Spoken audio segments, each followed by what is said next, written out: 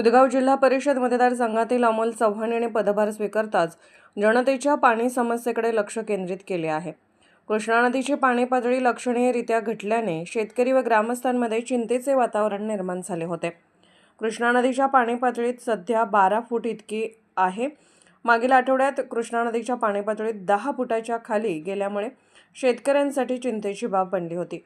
ही बाब गांभीर्याने घेत अमोल चव्हाण यांनी तात्काळ संबंधित खात्याशी संपर्क साधून आवश्यक त्या सूचना दिल्या। त्यांच्या पाठपुराव्यामुळे कृष्णा नदीमध्ये पाणी सोडण्यात आले असून नदीची पाणी पातळी वाढल्याचे दिसून येत आहे। त्यामुळे शेतकऱ्यांना दिलासा मिळाला असून पिकांना आवश्यक पाण्याचा पुरवठा सुरळीत होण्यास मदत झाली आहे। नवीन सदस्याने पदभार स्वीकारताच केलेल्या या कार्यवाहीचे परिसरात स्वागत होत असून लोकप्रतिनिधी असावा अशा भावना ग्रामस्थातून व्यक्त होत आहेत।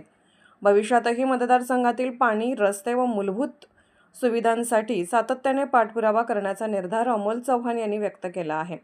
स्वयंसिद्धी न्यूजसाठी अभय वाळकोंजे।